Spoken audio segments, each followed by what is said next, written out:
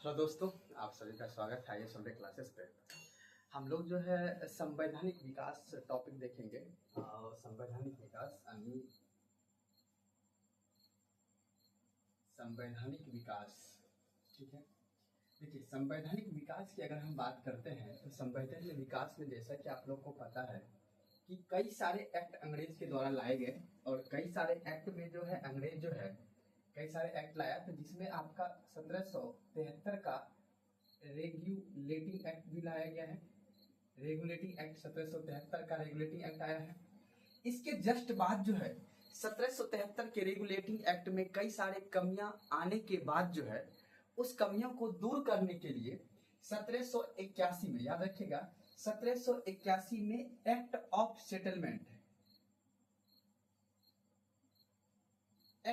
Settlement लाया गया, ठीक है। 1781 के एक्ट ऑफ सेटलमेंट के बाद जो है जस्ट उसके बाद जो है 1784 में एक नया प्रधानमंत्री बनता है, एक युवा प्रधानमंत्री बनता है इंग्लैंड में, और उसी के द्वारा जो है 1784 में एक एक्ट लाया गया जिसे हम लोग कहते हैं पिट्स इंडिया एक्ट के नाम से जानते हैं। पिट्स नाम था उसका, पिट्स इंडिया एक्ट के नाम से जानते हैं। फिर 1784 के बाद फिर एक एक्ट लाया जाता है 1786 में, ठीक है। 1786 का एक्ट, एक गवर्नर था जिसका नाम था लॉर्ड कॉर्नवालिस। लॉर्ड कॉर्नवालिस के ही आधार पे वो 1786 में एक एक्ट लाया गया था जिसे हम लोग कहते हैं 1786 का चार्टर एक्ट के नाम से हम लोग जानते हैं। चार्टर एक्ट के नाम से हम लोग जानते हैं, ठीक है। और उसके बाद जो है 1793 में एक एक्ट आता है और 1793 के एक्ट में ही ये प्रावधान कर दिया जाता है कि अब हर 20 वर्ष पे जो है, हर 20 वर्ष में जो है कंपनी एक अपना अधिकार पत्र, इंग्लैंड जो है अपना एक अधिकार पत्र देगी और उसी के आधार पर जो है ब्रिटिश ईस्ट इंडिया कंपनी क्या करेगी, काम करेगी।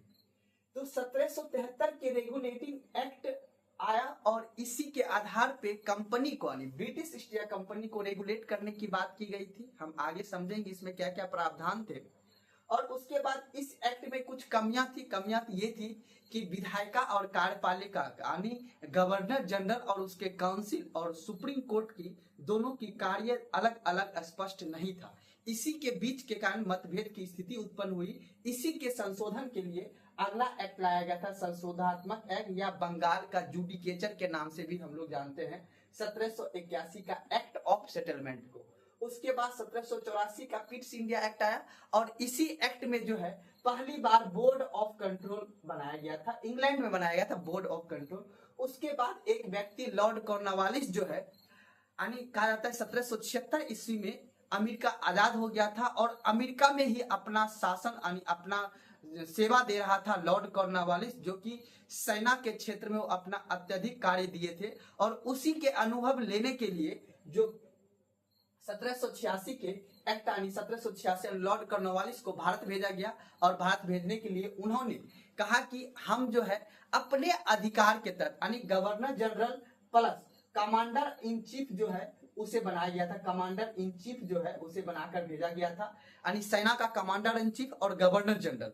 और उसके बाद उसे ये भी एक ताकत दिया गया था कि अपने काउंसिल के खिलाफ विशेष परिस्थितियों में अब निर्णय को बदल सकता है। इन दोनों के बाद आपके 1786 के चार्टर एक्ट, उसके बाद 1793 में चार्टर एक्ट आता है। इसी में कह दिया जाता है कि जो अब जो है गवर्नर जनरल को जो है वीटो पावर दे दिया गया था। और उसके बाद ये भी कह दिया गया था कि जो आपका एक्ट होगा वो अगले हर 20 वर्ष के आधार पर कार्य करेगा। तो आपको पता है 1793 के बाद आपका आता है 1813 का चार्टर एक्ट, ठीक है। 1813 का चार्टर एक्ट आता है और उसके बाद आता है 1833 का चार्टर एक्ट आ जाता है, ठीक है। और उसके बाद फिर 20 वर्ष के बाद 1853 का चार्टर एक्ट आ जाता है। उसके बाद बीच में अब जो है एक घटना घट जाती है जिसे हम लोग कहते हैं 1857 की क्रांति। आपको पता है कि 1857 की जब क्रांति घटती है तो क्रांति घटने के बाद ये क्रांति से ब्रिटिश जो है ये सीख ले लिया जाता है कि अब हमें यहाँ पर कंट्रोल करना है, पूरा का पूरा नियंत्रण करना है। नियंत्रण का मुख्य कार्य तो ब्रिटिश इंडिया एक्ट के माध्यम से ही हो गया था, लेकिन अब कंपनी जो है मुख्य रूप से काम करना स्टार्ट कर दिया। उसके लिए सबसे पहले उन्होंने, याद रखिएगा, अब कंपनी ने दो काम करना प्रारंभ कर दिया था। एक था कि कि हम एक तो क्या करेंगे, शासन करेंगे, ठीक है। एक उसने कर दिया कि हम शासन करेंगे और दूसरा उसने किया कि हम सुधार करेंगे। तो याद रखिएगा, जब उन्हें शासन करना होता था तो भारत शासन अधिनियम लाता था, जब उसे सुधार करना होता था तो भारत परिषद अधिनियम या भारत सुधार अधिनियम के नाम से हम लोग जानते थे। याद रखिएगा, भारत सुधार अधिनियम 3 आया था, कुल 6 एक्ट को लाया गया था। उसमें से जो है याद रखिएगा 1858 का एक्ट था, ठीक है, जिसे भारत शासन अधिनियम के नाम से हम लोग जानते हैं। उसके बाद 1919 का था, उसके बाद 1935 का। तो याद रखिएगा ये शासन करने के लिए 3 एक्ट लाया गया था। उसके बाद 1861 का, उसके बाद 1892 का एक्ट आया था और उसके बाद 1909 का एक्ट आया था। ये 3 एक्ट लाया गया था जो सुधार करने के लिए लाया गया था, और उसके ऐसा ब्रिटिश सरकार कहती थी कि हम सुधार के लिए, तो सुधार के लिए 1861 का भारत परिषद अधिनियम, 1892 का भारत परिषद अधिनियम, उसके बाद था 1909 का भारत परिषद अधिनियम, मार्ले मिंटो सुधार के नाम से हम लोग उसे जानते हैं, ठीक है, याद रखिएगा। उसके बाद जो है आपका 1858, 1919 और 1935, ये 3 अधिनियम, कुल 6 अधिनियम लाया गया था 1857 के क्रांति के बाद। तो ये तो आपका पूरा का पूरा जो संवैधानिक विकास का ये एक्ट था। लेकिन अब हमें इसके इतिहास को देखना है कि आखिर ऐसी क्या नौबत आई थी कि एक कंपनी व्यापार करने के लिए आई थी, लेकिन उन्होंने यहाँ पे अपना राजनीतिक आधिपत्य या उपनिवेश कैसे भारत को बना लिया गया। तो हम इसके बारे में हम लोग समझेंगे, तो एक एक करके हम इसको समझते हैं। तो देखिए, अगर हम बात करेंगे, कहानी स्टार्ट करते हैं हम लोग समझने को लेकर, तो याद रखिएगा, तो इसका कहानी स्टार्ट होता है 1600 ईस्वी, यानी 31 दिसंबर 1600 ईस्वी को महारानी एलिजाबेथ ने एक कंपनी की स्थापना, यानी कि एक चार्टर एक्ट बना के दिया 1600 ईस्वी में। याद रखिएगा, देखिए यहाँ पे समझना है हम लोगों को कि एक तरफ तो भारत है, ठीक है, एक तरफ क्या है, भारत है, ठीक है। तो यहाँ पे आपका भारत पड़ता है। आप अगर इंडिया को देखिएगा तो इंडिया यानी कि इधर क्या पड़ता है, आपका भारत पड़ता है, ठीक है।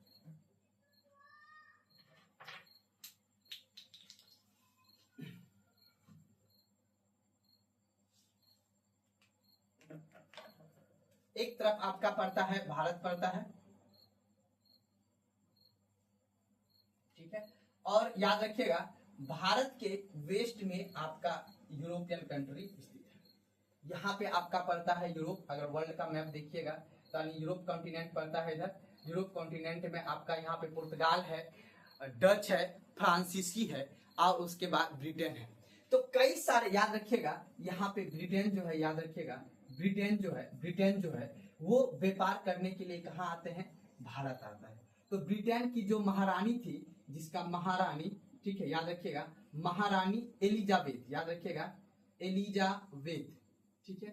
एलिजाबेथ ने जो है, कहा जाता है कि एक अपना अधिकार पत्र यानी चार्टर एक्ट जो है, चार्टर एक्ट देकर उस कंपनी का नाम था ब्रिटिश ईस्ट इंडिया कंपनी।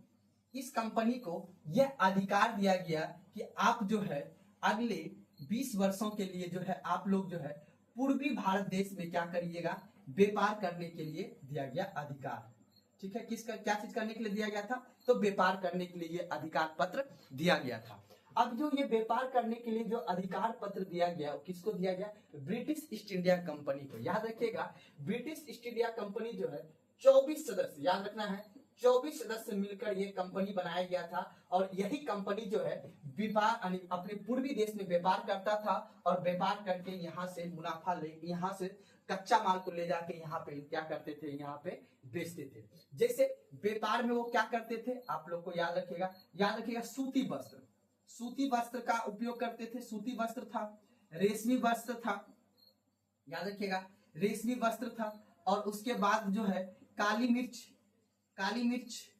था। उसके बाद जो है आपका इलायची मसाले, ठीक है। इन सभी का व्यापार करते थे। कहाँ, यहाँ से इस माल को लेके जाते थे भारत से, और भारत से ले जाके उसे यूरोप के मार्केट में क्या करते थे, बेचते थे। जब ये बेचते थे तो उनको काफी ज्यादा क्या होता था, मुनाफा होता था। किसे, ब्रिटिश ईस्ट इंडिया कंपनी को। ये बात जो है यहाँ के कई सारे डच को पता चला, यहाँ पे पुर्तगाल इससे पहले आ चुका था, आपको पता है वास्को डी गामा यहाँ आया, उसी के देख रेख में आपको ब्रिटिश ईस्ट इंडिया कंपनी आया था। तो अब क्या हुआ कि कई सारे कंपनी जो है भारत के तरफ मूव कर दिया। जैसे कई सारे कंपनी में कौन सा था, तो पहले से आपको पता है पुर्तगाल था ही, उसके बाद आपका ब्रिटेन था ही, ब्रिटिश ईस्ट इंडिया कंपनी था ही, उसके बाद डच आ गया, उसके बाद फ्रांसीसी आ गया, ठीक है, फ्रांसीसी आ गया। तो ये सभी कंपनी में क्या हुआ, प्रतिस्पर्धा का दौर चल गया। किस तरह की प्रतिस्पर्धा चल गया, क्योंकि अब यहाँ पे भारत में ये सभी माल अब महंगा मिलने लगा, क्योंकि कई सारे कंपनी खरीदने के लिए तैयार था। तो अब यहाँ पे भी क्या हो गया, डिमांड बढ़ने से इस प्रोडक्ट का क्या हो गया, महंगा हो गया। जब ये प्रोडक्ट भारत में महंगा हो गया तो उतना यहाँ पे व्यापार जो करता था उतना उसको बचत नहीं होता था। इस वजह से आपसी में ये कंपनी जो है पुर्तगाल, ब्रिटेन, डच, फ्रांसीसी, ये सभी कंपनी जो है आपस में क्या करने लगा, प्रतिस्पर्धा करके आपस में युद्ध करना प्रारंभ कर दिया। जैसे जो भी समुद्र में किसी दूसरे का नाव दिखता था उसको डुबा दिया जाता था, जो भी बोट दिखता था उस पर युद्ध कर लिया जाता था, उस पर बम गोली चला दिया जाता था, जिस वजह से कई सारे नाव डूब जाते थे। ठीक है, उनमें से उसी प्रतिस्पर्धा में सबसे ज्यादा मजबूत बन के कौन निकला, तो ये निकला कौन, ब्रिटिश ईस्ट इंडिया कंपनी निकला। ठीक है, ब्रिटिश ईस्ट इंडिया कंपनी मुख्य रूप से यहाँ से निकला। तो अब याद रखिएगा, ये जो ब्रिटिश ईस्ट इंडिया कंपनी मुख्य रूप से निकला, तो अब इसी के बारे में हम लोग समझेंगे कि कैसे ब्रिटिश ईस्ट इंडिया कंपनी जो है भारत को गुलाम बनाया। इसका तो मुख्य काम क्या था, व्यापार करना था।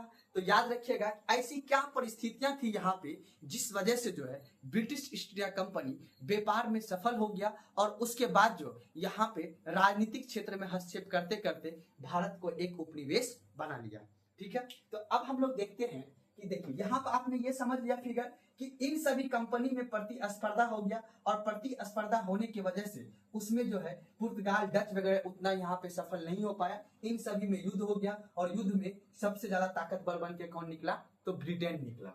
ठीक है, अब देखिए यहाँ पे समझना है, अब इधर ये सभी घटना घट कब रहा था, तो 17वीं सदी के प्रारंभ में घट रहा था। ठीक है, 1701 सदी में, यानी कि अब याद रखिएगा 16वीं सदी के अंत में और 17वीं सदी के प्रारंभ में ये सभी घटना घट रहा था। तो अब भारत की क्या परिस्थितियां थी, तो भारत की परिस्थितियां कुछ अलग था। तो भारत की परिस्थितियां यहाँ पे अगर हम समझेंगे तो भारत की परिस्थितियां बहुत ही ज्यादा अलग था यहाँ पे। तो अब देखिए इधर क्या हो रहा था, भारत के 17वीं सदी के प्रारंभ में, भारत के 17वीं सदी के प्रारंभ में मुगल शक्ति कमजोर होता जा रहा था। ठीक है, आपको पता है कि 1707 ईस्वी में औरंगजेब का क्या हो जाता है, मृत्यु हो जाता है। तो जब औरंगजेब की जब मृत्यु हो जाती है, तो मृत्यु होने के बाद याद रखिएगा, अब ये मृत्यु होने के बाद जो है यहाँ पे पूरा का पूरा जो क्षेत्र है, अब ये पूरा का पूरा अपने आप में यहाँ का राजा जो स्वतंत्र घोषित करने लगता है।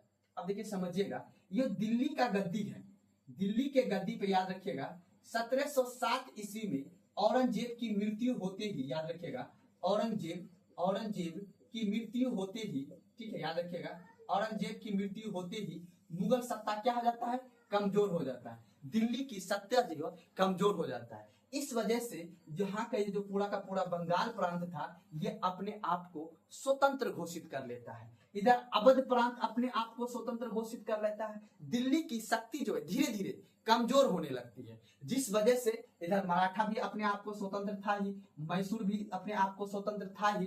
तो यहाँ पे कई सारे क्षेत्रीय राजा का क्या होने लगा था, पतन होने लगा था, यानी क्षेत्रीय राजा का उदय होने लगा था। अब इधर आपको पता है कि ब्रिटिश शक्ति, याद रखिएगा ब्रिटिश जो है यानी ब्रिटिश ईस्ट इंडिया कंपनी जो है, ब्रिटिश ईस्ट इंडिया कंपनी जब बना था तो याद रखिएगा 1651 ईस्वी में, याद रखिएगा इन्होंने अपना पहला कोठी स्थापित किया था, कहाँ पे, तो बंगाल के क्षेत्र में कर लिया था। अब याद रखिएगा, अब इन्होंने यानी ब्रिटिश ईस्ट इंडिया कंपनी ने जो है औरंगजेब से कह के इसने ये कहा था कि हमें यहाँ पे व्यापार करने दिया जाए और उसके बदले में कोई भी हमसे शुल्क ना लिया जाए। तो औरंगजेब ने ये फरमान जारी कर दिया था कि जो ब्रिटिश ईस्ट इंडिया कंपनी जो व्यापार करेगी वह व्यापार बिना टैक्स के रूप में यानी बिना कोई भी शुल्क अदा नहीं करेगा, वो इस क्षेत्र में क्या करेगा, व्यापार करेगा। अब यहाँ से क्या हुआ, ब्रिटिश कंपनी जो पूरा फलने फूलने लगा, कहाँ पे, तो बंगाल के प्रांत में, याद रखिएगा अब बंगाल के प्रांत में। और धीरे से इधर क्या हुआ, औरंगजेब ये बात कही थी और औरंगजेब की हो गई मृत्यु, औरंगजेब की जब मृत्यु होगी तो बंगाल का जो नवाब बना वो कौन बना, याद रखिएगा, मुर्शीद कुली खां। याद रखिएगा, मुर्शीद कुली खां बना था। ठीक है, मुर्शीद कुली खां था। अब मुर्शीद कुली खां बीमार पड़ गया। अब बीमार पड़ गया तो अंग्रेज आया, और अंग्रेज आने के बाद जो है यहाँ पे इनको दवाई वगैरह दे के इसको ठीक किया। तो इसके बदले में अंग्रेज जो है इस क्षेत्र में व्यापार करने की अनुमति मांगी, और व्यापार के साथ साथ किलेबंदी करने का भी उन्होंने क्या मांगा, अनुमति मांगा। किलेबंदी का मतलब हुआ कि एक बड़ा सा क्षेत्र बनाते थे जहां पे वहां पे पूरा का पूरा जो कंपनी के अधिकारी यानी अफसर लोग जो होते थे वो अफसर वहां पे अपना काम वगैरह करते थे, और उसके बाद जो माल यहाँ से निर्यात यानी जो यहाँ से माल भेजा जाता, जो माल यहाँ से निर्यात किया जाता, उस माल वगैरह को रखने का भी यहाँ पे काम किया जाता था। क्योंकि यहाँ पे जितने भी किसान वगैरह अपना सूती वस्त्र, रेशम, कपास, ये मसाला वगैरह जो भी करते थे, ये यहाँ के व्यापारी उसको खरीदते थे, खरीद को एक किलेबंदी में उसको रखते थे, फिर यहाँ से नाव के माध्यम से इसको यूरोपीय कंपनी, यूरोपीय बाजार में बेचा करते थे। अब यहाँ पे किलाबंदी करना प्रारंभ हो गया। अब धीरे धीरे मुर्शीद कुली खां का क्या हो गया, मृत्यु हो गया। और मुर्शीद कुली खां के बाद कौन बना, अलीवर्दी खां बन गया। ठीक है, याद रखिएगा, अलीवर्दी खां बना। अलीवर्दी खां को याद रखिएगा, अलीवर्दी खां भी इसको जो है व्यापार करने की अनुमति दी, व्यापार कर रहा था। अब इधर कंपनी में एक नुकसान हो गया, सिर्फ ब्रिटिश ईस्ट इंडिया कंपनी को बिना कोई शुल्क दिए, बिना कोई टैक्स दिए व्यापार, फ्री ट्रेड करने का यहाँ पे अनुमति इन्हें था। लेकिन यहाँ पे ब्रिटिश ईस्ट इंडिया कंपनी के कुछ अफसर जो है अपना निजी व्यापार भी करने लगा। अब जब निजी व्यापार करने लगा, वो भी चाहता था कि हमें कोई भी शुल्क ना देना पड़े, कोई भी टैक्स देना ना पड़े, कोई भी राजस्व देना ना पड़े। अब धीरे धीरे क्या हुआ, बंगाल का राजस्व धीरे धीरे कम हो गया, बंगाल का जो टैक्स कलेक्शन था वो धीरे धीरे कम होने लगा। अब अलीवर्दी खां को आ गया गुस्सा। जब अलीवर्दी खां को इस बात का गुस्सा आ गया कि नहीं, अब यहाँ पे ब्रिटिश ईस्ट इंडिया कंपनी जो है अपना मनमानी कर रहा है। अब जब मनमानी कर रहा है, इधर ये 80 साल का हो चुका था, अब धीरे धीरे इनका भी क्या हो गया, मृत्यु हो गया। जब मृत्यु हो गया तो याद रखिएगा, अलीवर्दी खां को कोई भी अपना पुत्र नहीं था, इनको 3 पुत्री था। ठीक है, उसी में सबसे छोटी जो पुत्री थी उन्हीं का पुत्र था जिसका नाम था सिराजुद्दौला। उन्होंने अपना नाती को, याद रखिएगा, उन्होंने अपना नाती को क्या बनाया था, गद्दी पर बैठाया था। याद रखिएगा, उन्होंने अपना नाती को गद्दी पर बैठाया था। तो याद रखिएगा, उसका नाम था अमीनी बेगम। याद रखिएगा, अलीवर्दी खां की 3 पुत्री थी। एक का नाम क्या था आपका, अमीनी बेगम। क्या नाम था, अमीनी बेगम नाम था। ठीक है, अमीनी बेगम का पुत्र का ही नाम था सिराजुद्दौला। क्या नाम था, सिराजुद्दौला। याद रखिएगा, सिराजुद्दौला। इसी को अलीवर्दी खां ने अपना क्या किया था, उत्तराधिकारी को नियुक्त किया था। याद रखिएगा, अलीवर्दी खां का जो कोई भी पुत्र नहीं था, उन्होंने अपनी सबसे छोटी पुत्री का जो पुत्र था जिसका नाम था सिराजुद्दौला, उन्हीं को उत्तराधिकारी नियुक्त किया था। लेकिन याद रखिएगा, इसकी बड़ी बेटी घसीटी बेगम, याद रखिएगा, इसकी बड़ी बेटी घसीटी बेगम, और इसकी जो दूसरी बेटी थी मोमिना, याद रखिएगा, मोमिना बेगम। कौन सा था, मोमिना बेगम। इसी का पुत्र का नाम था शौकत जंग। याद रखिएगा, शौकत जंग। अब याद रखिएगा, यहां से ये क्योंकि आपको बता देते हैं, आगे काम आएगा ये। तो याद रखिएगा, अलीवर्दी खां का जो बेटी थी छोटी अमीनी बेगम, उसी का पुत्र था सिराजुद्दौला, जो अलीवर्दी खां के बाद यहाँ पे गद्दी पर बैठा। अब सिराजुद्दौला युवावस्था का 23-24 साल का लड़का था और उन्होंने गद्दी पर बैठा। लेकिन घसीटी बेगम और मोमिनी बेगम यानी शौकत जंग को ये बात पसंद नहीं आई कि मेरे रहते मेरे से छोटे ऐसे गद्दी पर, बंगाल के गद्दी पर नवाब बन सकता है। अब कहानी आगे बढ़ता है। इधर जो है ब्रिटिश ईस्ट इंडिया कंपनी जो है अपना व्यापारिक क्षेत्र में उसको घाटा चल रहा था। जब वो घाटा उसे लग रहा था तो अब वो धीरे धीरे क्या कर रहा था, अब इधर बंगाल का पूरा टैक्स भी कम हो रहा था। अब इसी के आधार पे सिराजुद्दौला ने ये निर्णय लिया कि अब बंगाल से क्या करना है, अंग्रेज यानी ब्रिटिश ईस्ट इंडिया कंपनी को खदेड़ के भगाना है। तो याद रखिएगा, उन्होंने याद रखिएगा जो सिराजुद्दौला जो है, सिराजुद्दौला याद रखिएगा, सिराजुद्दौला यानी 24 मई, याद रखिएगा 24 मई 1756 को, याद रखिएगा 24 मई 1756 ईस्वी को उन्होंने कासिम बाजार पर, याद रखिएगा कासिम बाजार एक जगह का नाम है, यहाँ पर पड़ता है।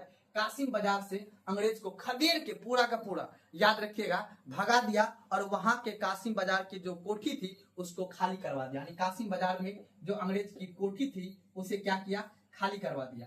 फिर उसके बाद जो है, याद रखिएगा, 5 जून, याद रखिएगा, 5 जून 1756 ईस्वी को, याद रखिएगा, 5 जून 1756 ईस्वी को मुर्शिदाबाद, याद रखिएगा, मुर्शिदाबाद यानी जो उस समय की राजधानी हुआ करता था, कोलकाता शहर, याद रखिएगा, कोलकाता शहर यानी कोलकाता शहर को क्या किया, पूरा का पूरा यहाँ से अंग्रेज को खदेड़ के भगा दिया। और कहा जाता है, याद रखिएगा, और इसी पे एक शहर था विलियम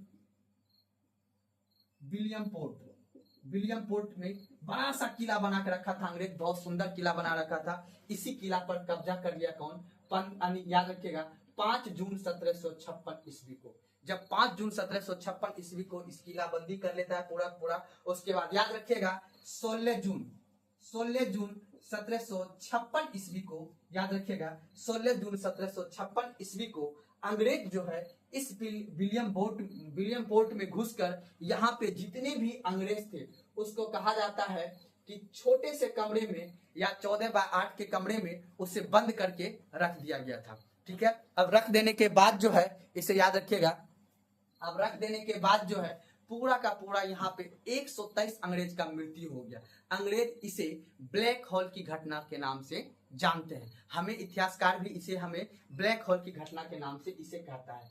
अब देखिए समझिएगा, यहाँ पे अलीवर्दी खां का जो उत्तराधिकारी सिराजुद्दौला था, इन्होंने अंग्रेज को पूरा का पूरा खदेड़ने का काम कहां से किया, बंगाल से कर दिया था। अब बंगाल से पूरा का पूरा, अब यहाँ का एक व्यक्ति था लॉर्ड क्लाइव, एक अंग्रेज था लॉर्ड क्लाइव, जिसने अब सोच लिया कि अब हमें क्या करना है, अब यहाँ से हम इसका इन घटना जो मुर्शिदाबाद से कासिम बाजार, विलियम पोर्ट, इन सभी पर जो चढ़ाई कर दिया था, इन सभी का बदला लेना कौन चाह रहा था, लॉर्ड क्लाइव। एक व्यक्ति था, अंग्रेज था, जिसका नाम था लॉर्ड क्लाइव। अब देखिए कहानी स्टार्ट होता है। अब लॉर्ड क्लाइव ये सोचता है, याद रखिएगा, लॉर्ड क्लाइव जो है, याद रखिएगा, लॉर्ड क्लाइव एक बहुत सोच समझ के एक निर्णय लेता है। एक साल के बाद, वो दिन होता है 4 जून 1757 ईस्वी को, याद रखिएगा, 4 जून 1757 ईस्वी को लॉर्ड क्लाइव जो है पालिका में बैठ के रात में चुपके से एक व्यक्ति से मिलता है। उस व्यक्ति का नाम रहता है मीर जाफर। अब हम कहानी को आगे करके बताते हैं आपको कि कहानी कहां तक पहुंच गया है। अब देखिए यहाँ पे समझिएगा, कहानी कह रहा है 4 जून, याद रखिएगा, देखिए यहाँ पे समझिएगा ध्यान से, एक तरफ याद रखिएगा ध्यान से, एक तरफ मेरा बंगाल का क्षेत्र पूरा का पूरा, याद रखिएगा, एक पूरा का पूरा, याद रखिएगा, ये पूरा का पूरा आपका ये बंगाल उस समय का प्रांत हुआ करता था, बंगाल प्रांत हुआ करता था, बहुत बड़ा सा बंगाल प्रांत हुआ करता था। और इसके बीचों बीच एक नदी गुजरती थी, उस नदी का नाम था आपका, याद रखिएगा, उस नदी का नाम था आपका दामोदर नदी, दामोदर नदी। ठीक है, याद रखिएगा। अब ये नदी जो है, ध्यान समझ ये नदी कौन सा था आपका, दामोदर नदी। ये कौन सा नदी, सॉरी ये कौन सा नदी था आपका, भागीरथी नदी, बाय मिस्टेक ये नदी कौन सा था, भागीरथी नदी था, भागीरथी नदी था। अब भागीरथी नदी के किनारे ही अब यहाँ पे कई सारे पेड़ था, जिसका नाम था पलासी का पेड़ था, यहाँ पे लाल लाल कलर का पेड़ होता था यहाँ पे। तो अब देखिए समझिएगा, किसी को नहीं पता था 4 जून को, याद रखिएगा, 4 जून 1757 ईस्वी को एक व्यक्ति यानी क्लाइव जो है, याद रखिएगा, मैंने आपको बताया था कि सिराजुद्दौला जब गद्दी पर बैठा था तो 2 आदमी इसका विरोध करता था, एक था घसीटी बेगम और एक था शौकत जंग। अब अंग्रेज चाह रहा था कि जो इसका विरोधी आदमी है उनसे हमें क्या करना है, मिलना है। तो याद रखिएगा, सिराजुद्दौला का मुख्य जो प्रधान सेनापति था उसका नाम क्या था, उसका नाम था मीर जाफर। क्या नाम था, मीर जाफर, याद रखिएगा। अब ये मीर जाफर से मिलता है और मीर जाफर से मिलने के बाद यहाँ पर यह दोनों एक संधि करता है।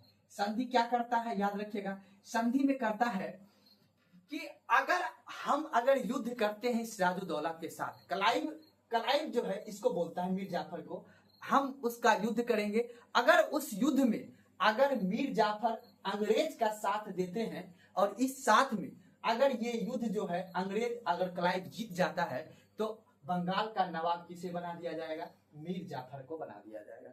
4 जून 1757 को ये दोनों के बीच संधि होता है और उसके बाद 12 जून को याद रखिएगा, 12 जून 1757 ईस्वी को मीर जाफर एक चिट्ठी लिखता है क्लाइव के नाम पर कि यहाँ पर सब कुछ अब ठीक है, अब यहाँ पर कुछ घटना करने की जरूरत है। तो याद रखिएगा, फिर 16 जून को याद रखिएगा, 16 जून 1757 ईस्वी को लॉर्ड क्लाइव जो है, लॉर्ड क्लाइव याद रखिएगा, लॉर्ड क्लाइव याद रखिएगा, लॉर्ड क्लाइव सिराजुद्दौला के मध्य युद्ध करना प्रारंभ का घोषणा कर देता है। याद रखिएगा,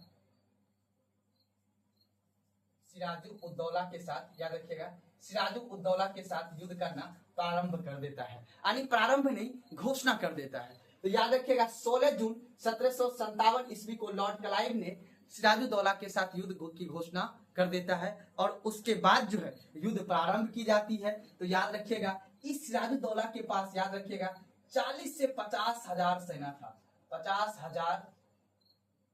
हजार सेना था। उसके बाद जो है लगभग इनके पास जो है याद रखिएगा 50 तोपे थे, 50 तोपे थे इनके पास, ठीक है। और इधर क्लाइव के पास मात्र 4 से 5 हजार सेना था, जिसमें 12 तोपे थे। याद रखिएगा 12 तोपे थे इनके पास। अब याद रखिएगा इतनी छोटी सी सेना और इधर सिराजुद्दौला के पास बहुत सारे सेना था। याद रखिएगा, अब यहाँ पे समझिएगा, इस सिराजुद्दौला के तरफ याद रखिएगा सेना का कमांड में याद रखिएगा 3 आदमी था। एक याद रखिएगा जिसका नाम था यारलुप्त खां, याद रखिएगा, एक का नाम था यारलुप्त खां था, ठीक है। और एक व्यक्ति था जिनका नाम था राजा दुर्लभ राज, यानी राज दुर्लभ राज था। और एक था मीर मदन, आप लोग इसका नाम सुने होंगे, मीर मदन, ठीक है। ये 3 इनका सेनापति था। याद रखिएगा ये तीनों व्यक्ति, याद रखिएगा। अब इन दोनों का यारलुप्त और राज दुर्लभ का प्रधान सेनापति, याद रखिएगा, प्रधान सेनापति जो था ये कौन था? ये था आपका मीर जाफर। कौन था? तो मीर जाफर था। याद रखिएगा मीर जाफर था। तो याद रखिएगा यारलुप्त खां और उसके बाद राज दुर्लभ राज, इन दोनों का प्रधान सेनापति कौन था? मीर जाफर था। मीर जाफर जैसे ही इनको परमिशन देता, ये सेना क्या करता? इनके खिलाफ युद्ध करने के लिए तैयार हो जाता। और उसके बाद मीर मदन के आगे सेनापति कौन था? सिराजुद्दौला। कौन था? सिराजुद्दौला था, ठीक है। याद रखिएगा सिराजुद्दौला था।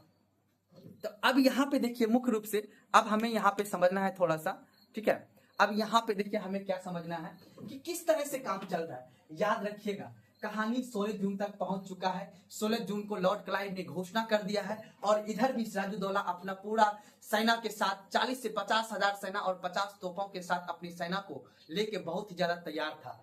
अब याद रखिएगा भागीरथी के मैदान में, याद रखिएगा इसी समय कहा जाता है पलासी का पेड़, यानी पूरा का पूरा लाल कलर का यहाँ पे पेड़ होता था, उसी से रंग बनता था और यहाँ का आदमी जो रंग होली वगैरह खेलते थे। तो ये पलासी का पेड़ चलता था, पेड़ लगा हुआ था यहाँ पे। इसी के अब पता किसी को नहीं था, इसी पलासी के जंगल में, इसी पलासी के मैदान में एक बहुत ही बड़ा भीषण युद्ध होने वाला था। कहा जाता है जैसे ही 8 बजते हैं, याद रखिएगा 23 जून 1757 को दिन था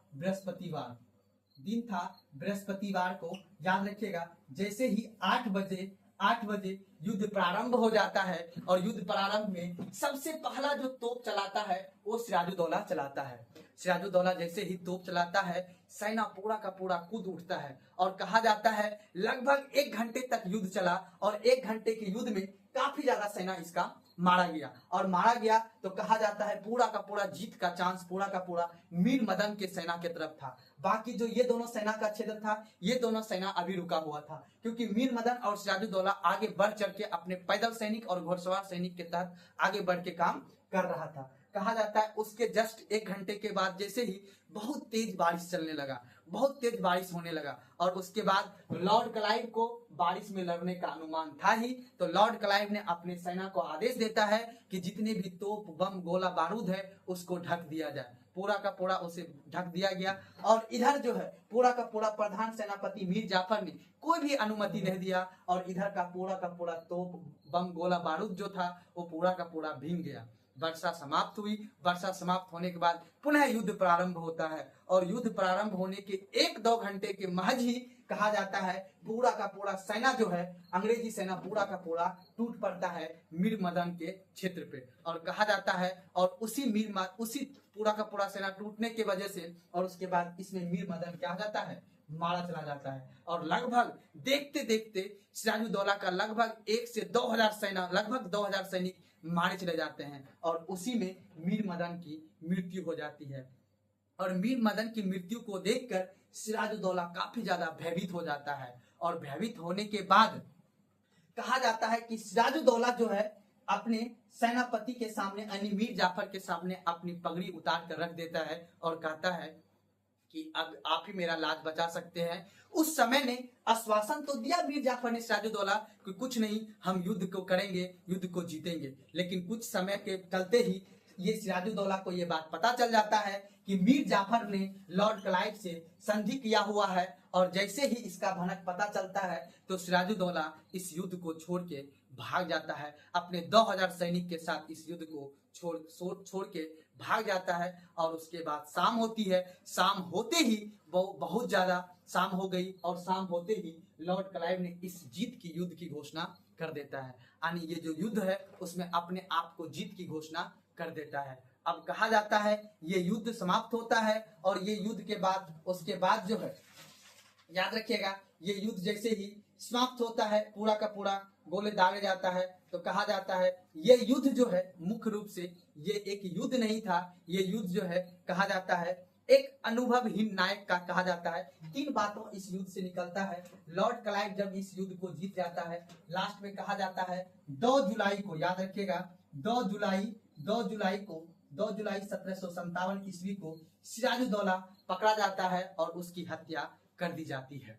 अब देखिए यहाँ पे समझिएगा, यहाँ पे कहा जाता है कि जो है मुख्य रूप से याद रखिएगा ये युद्ध जो है, ये युद्ध मात्र एक घटना नहीं था। याद रखिएगा ये युद्ध जो है एक अनुभवहीन, याद रखिएगा, और अनुभवहीन नायक था। ठीक है। दूसरा बात याद रखिएगा, दूसरा मुख्य रूप से लापरवाह, याद रखिएगा लापरवाह सेना नायक था। ठीक है, लापरवाह सेना नायक था। उसके बाद याद रखिएगा धोखेबाज सेनापति था। ठीक है, धोखेबाज